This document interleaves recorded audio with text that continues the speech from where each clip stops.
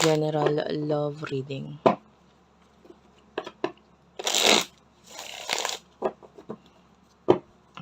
For water sign.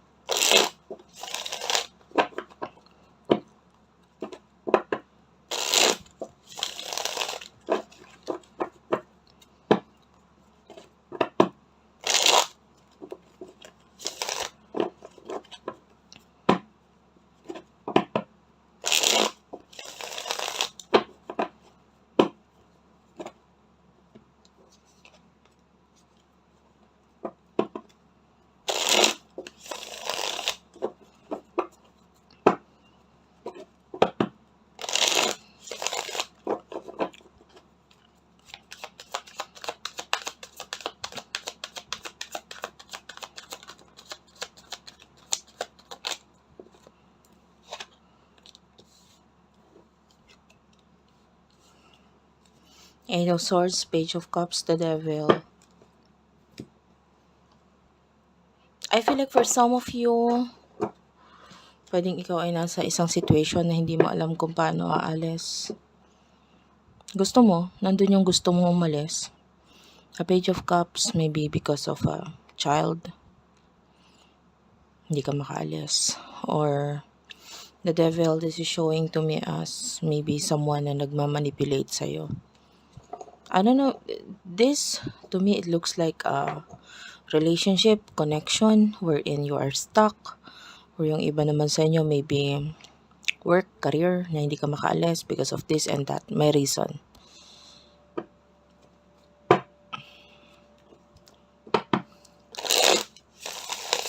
Maybe a boss for some of you. Hindi ka hinahayaang umalis because you are stuck with a child.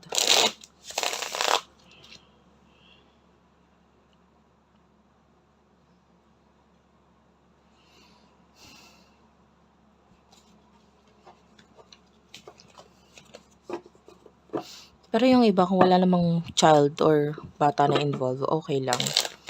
I'm just seeing a reason for you para hindi mo magawa yung bagay na gusto mong gawain.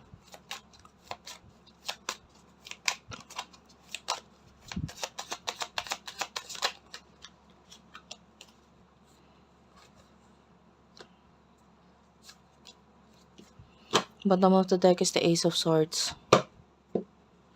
This is the person that you're dealing with. Knight of Cups, Four of Cups, Knight of Wands. King of Wands.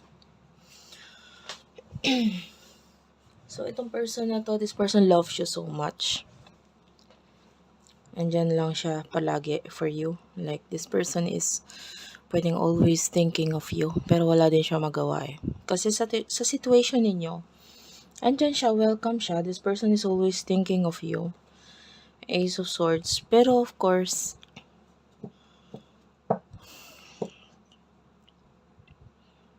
I mean, pwedeng hindi naman niya nakikita sa'yo na gusto mo rin. Or, kailangan mo siya.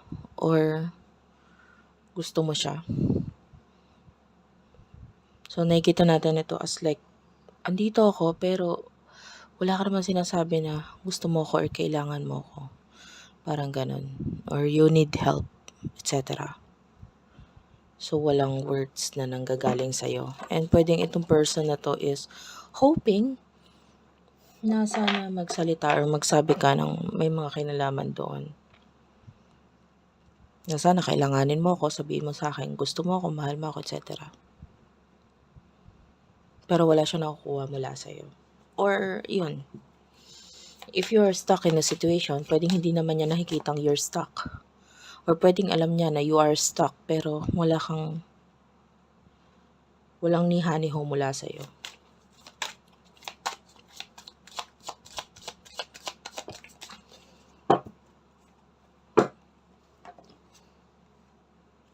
Eight of Wands, Three of Cups. I feel like gusto mo na reconciliation sa inyong dalawa, pero parang nawalan ka na rin kasi ng pag-asa. Ten of Swords. You feel like nag-end na. Maybe with the Eight of Wands, may kinalaman sa family matter. Pero nakikita mo ito, like maybe you feel like still, at least we're still friends, at least andiyan pa rin siya. Pero nandun yung sa loob-loob na gusto mo ng may something, pero parang tinanggap mo na lang yung fate or yung pangyayari sa inyo, and hindi mo na rin kasi alam kung ano yung mangyayari pa. So, kung ano yung nandito, nangyari na, eto na lang, panghawakan na lang, tanggapin na lang, parang gano'n. I feel like hindi ka para labanan kung ano yung situation mo.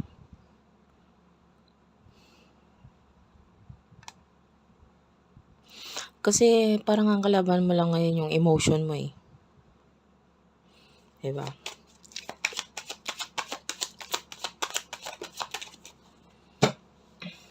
Ten of Swords.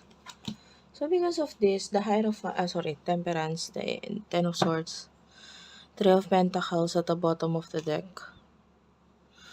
Gusto ng person na to is growth. Pero sa nangyayari ngayon is like, pwedeng naisip niya, kailangan ko na lang din talagang din tanggapin. Dahil, kung ano man yung nangyari sa atin, feeling ko, gusto mo na lang rin yan situation mo din. Sige, gusto ko na lang rin yan para sa'yo. Temperance is here. This person is patiently waiting. Naghihintay siya, but kung ano man yung situation na nag-end na, alang namang pilitin ka niya, alang namang hilahin ka niya papunta sa kanya, 'di ba? It's like a situation na ikaw ang may kakayahan na umalis diyan kung gusto mo talaga. Pero kung tinatanggap mo na lang din naman yung situation mo, wala na siya magagawa doon. Kundi tanggapin na lang din 'yon. The problem is that this person is maybe highly intuitive. May mga dreams, angel guides guiding this person, and yun yung problema, eh. Spiritually, pwedeng ang daming nagpapaalala sa kanya na may kinalaman sa'yo. I can see eyes, mga mata. So, I don't know if you have the same eyes or there's something with this person's eyes. And nakakita ko ng like Beyonce. I don't know, maybe bago ka manood sa akin, there's like may kinalaman kay Beyonce. Maybe you have watched video ni Beyonce, but yeah. Anyway,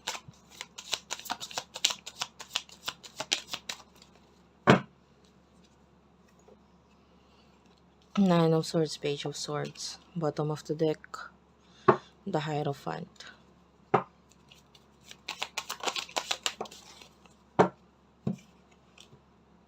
Seven of Wands and the Four of Wands. Well, in the near future, I can see medyo mahirap. Kung the way I see this, there's problems in the near future for you. With the Page of Swords, kailangan mo labanan yung problema mo. Kung ikaw ay nasa sitwasyon na hindi ka masaya, all you have to do is to speak up. Kasi yung pag-iisip, isip, wala magagawa yun. Hindi ka mawawala or maaalis sa isang sitwasyon. Reality check, wala tayo sa Cinderella. Hindi ikaw yung, kumbaga yung not Cinderella, ano ba yung Sleeping Beauty, yung kwento noon na ikaw, na may dragon na nagbabantay sa'yo in a castle wherein you are stuck and you need someone na magtutulong sa'yo to, makaalis sa situation na yon. Hindi ganun yun, eh. The energy here is that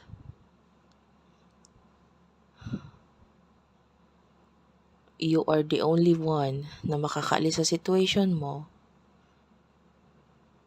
and yung person na to, maybe there's offers, pero yung offer is waiting for you. 'Di ba? Ikaw yung kusang lumapit dun sa offer niya, or ikaw ang kusang lumapit sa kanya at magpakita na interesado ka sa kanya or interesado ka sa offer niya. Pero kung hintayin mo na siya pumunta sa'yo or what, para alisin ka sa situation mo, hindi ko nakikitang mangyayari yun. You have your own lessons in life. And nakikita natin, there's a possibility na with the Hierophant, you will learn a lot of lessons from the situation na meron ka ngayon. Ayun nga, kailangan mo maging matapang kung gusto mong makaalis dyan. Well, the way I say this is that the world, the universe is already making a way. Gumagawa siya ng paraan para somehow magkaroon ng connection sa inyo nitong taong to. Kailanganin ka nitong taong to. Pero, yun nga, reality check. Ikaw pa rin talaga ang gagawa ng paraan para mangyari lahat ng yon. The future, it depends. It depends sa action mo. Four of Wands, and you do have here the Seven of Wands.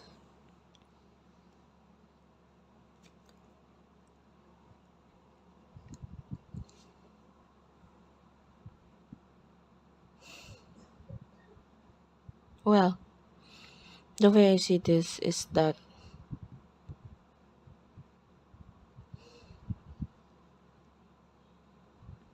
may mga bagay na dadating dito sa person na ito na magiging dahilan para kailanganin ka niya. Pero, are you willing to help? Are you willing na makipag-connect dito sa person na ito?